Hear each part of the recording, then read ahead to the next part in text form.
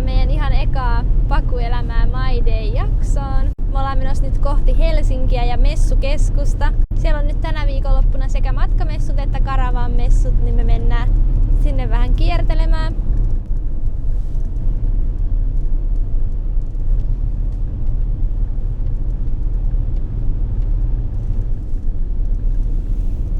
Tänään on siis torstai ja tänään piti tulla joku hirmuinen lumimyräkkä, mutta nyt kun me lähdettiin tässä aamupäivällä liikkeelle, niin nämä tiet on kyllä täällä ihan hyvässä kunnossa, eikä nyt sada ainakaan lisää, että katsotaan jäikö tää myrsky sit vaisummaksi mitä piti.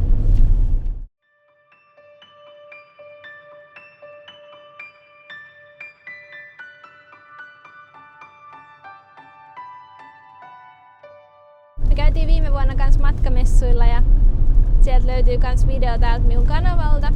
Mutta tänä vuonna me etenkin odotetaan, että me päästään katsoa kaikkia potentiaalisia seikkailukohteita meidän pakuretkille ja muuta, niin on kiva mennä kyllä kiertelemään. Ja sitten tietty käydään siellä Karavan puolella katselemassa vähän uusia autoja ja että onko niissä jotain uusia ratkaisuja kehitelty, mutta me uskotaan, että siellä on varmaan aika samat perusjutut mitä ennenkin. Et sinänsä toi matkamessujen puoli kiinnostaa nyt enemmän.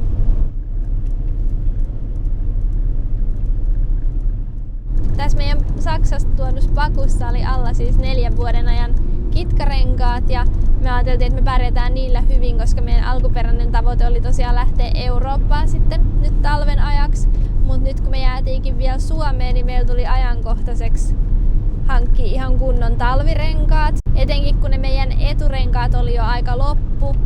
Ja sitten muutenkin ne kitkarenkaat tuntui pitävän lumella ihan hyvin, mutta sitten heti kun oli liukkaampi ja jäinen sää, niin tuntui, että niissä ei ole ehkä ihan tarpeeksi pitoa.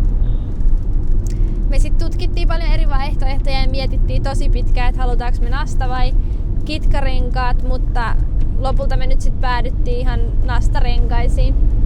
Et kun me ollaan kuitenkin koko tää talvi nyt Suomessa, niin saadaan sitten hyvin ajeltua ilman, että tarvii murehtia niiden suhteen mitään.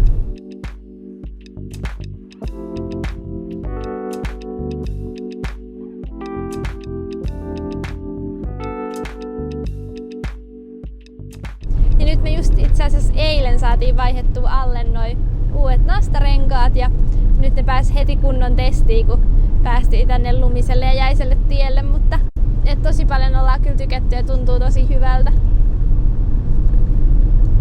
Simo on kerennyt nyt ajaa niille jo enemmän, niin se voi itse asiassa heittää teille pari kommenttia.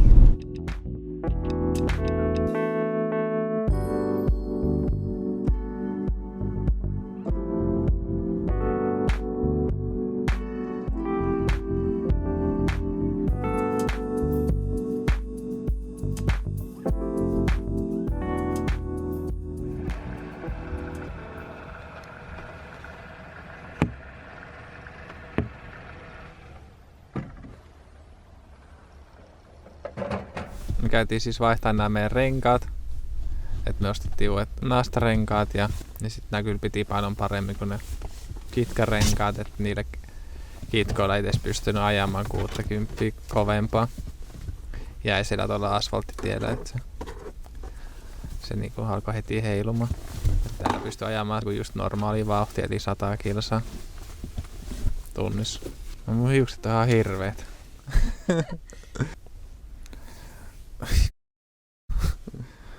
Sivutuuli otti jonkun verran, mutta ei sekään niinku hirveästi haitannut. Et silti se piti tossa tiellä. Ja sit muutama mäkilähtökin on tullut, niin kyllä se pitää tossa tiellä. Et hyvät ostos. Pitäis päästä partureen.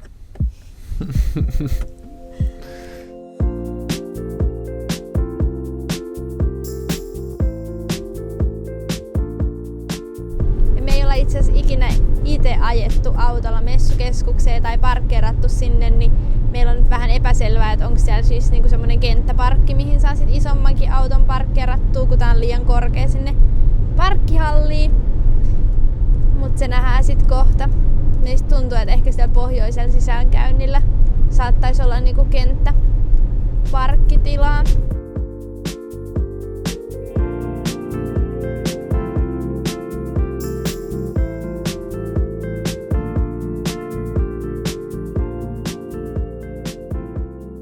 saatiin auto nyt tosi hyvin, että täällä olikin niinku ton parkkihallin läpi ajo myös niinku korkeimmille autoille ja sitten täällä on just tämmöinen kenttätyylinen parkkipaikka. Et me lähdetään nyt siis tonne messuille sisään.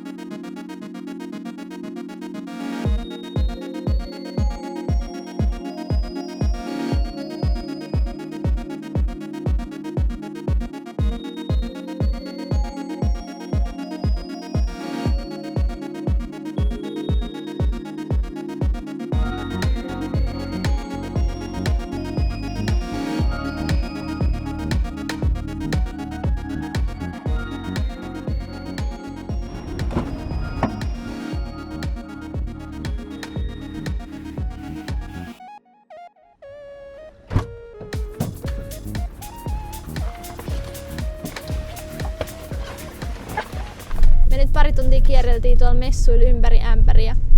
Juotiin kahvitkin siellä ja nyt sitten lähdettiin.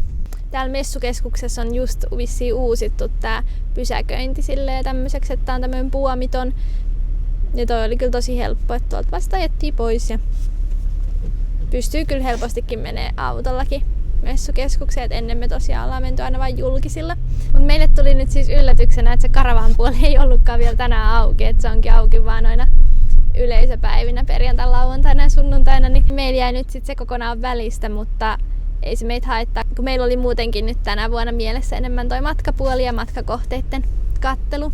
Mutta nyt me meillä seuraavaksi suunnataan meidän yhteen Helsingin lempiravintolaa, semmoiseen burgerpaikkaan. Me meinataan nyt kokeilla, jos me päästäis tästä lumesta huolimatta niitä pikkukujia sinne ja syömään burgerit. Me otetaan varmaan ne kyllä mukaan auto.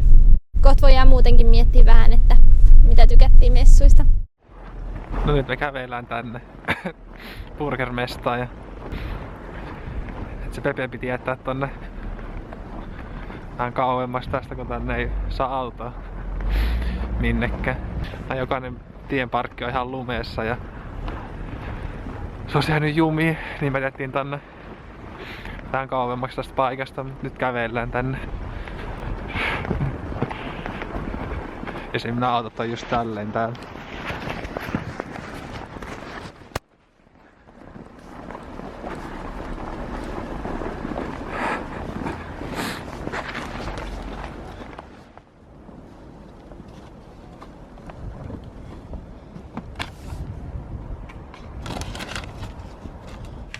Mekin pidettiin just ja haettiin nyt nämä ruuat ja nyt käydään sitten syömään. Alkaa olla jo aika kova nälkä.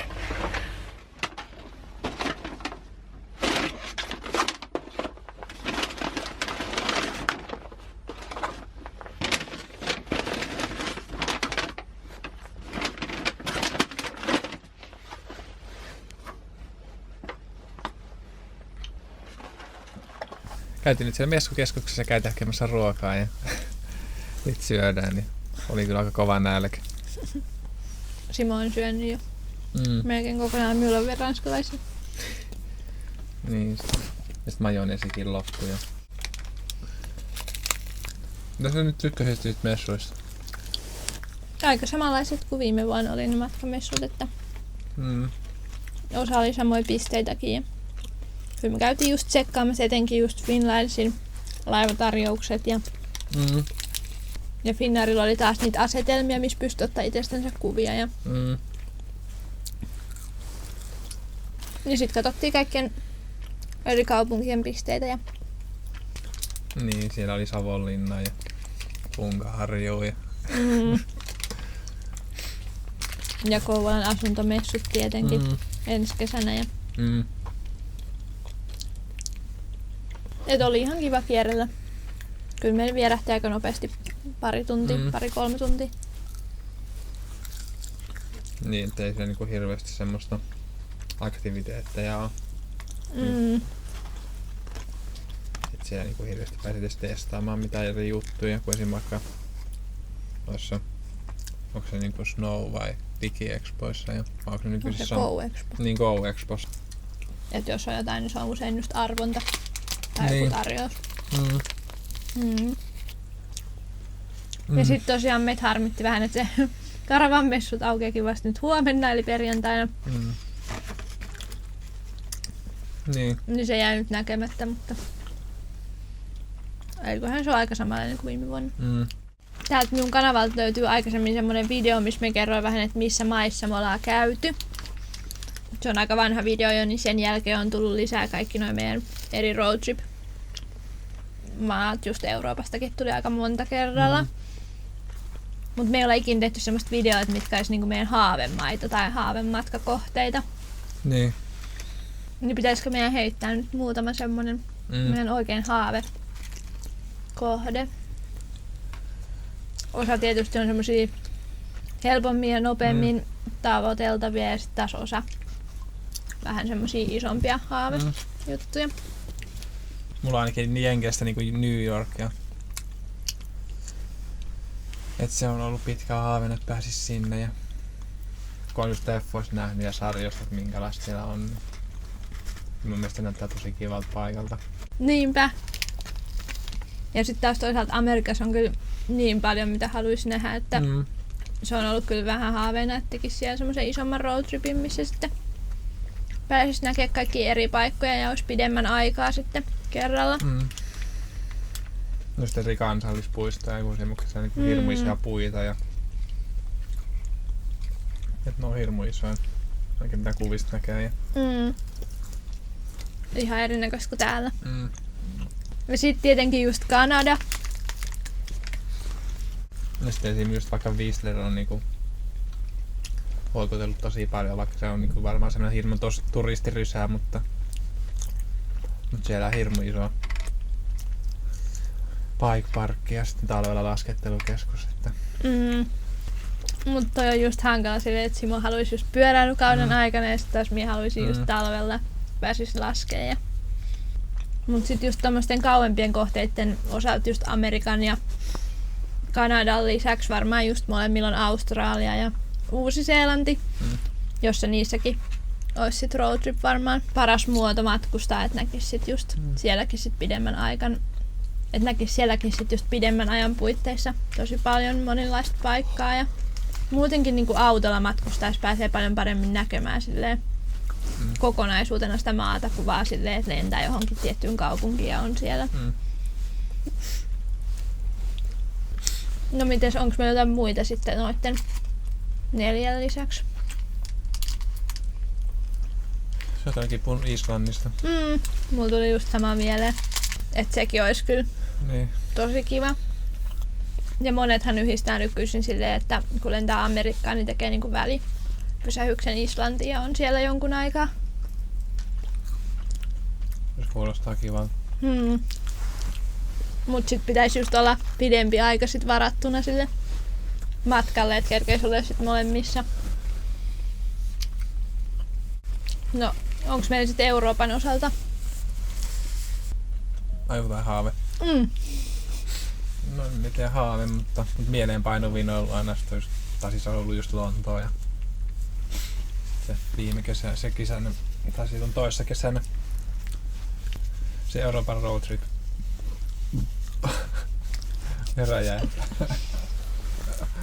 Toissa kesäinen roadtrip on siihen lisäksi nähnyt niistä mieleen just Itävalta ja No Sveitsissä harmitti se huono sää silloin. Mutta ei sekään niinku superhuono ollut, mutta silloin näki se Flimsin ja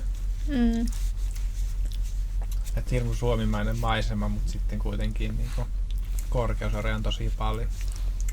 Ja sitten lampaita kuin lehmiä sitten kilkuttelee siellä vuoren rinteellä. Se on hirmu kiva. Niinpä. Et minullakin just niinku Sveitsi ja Itävalta ja Italia on semmosia, missä olisi vielä paljon katsottavaa.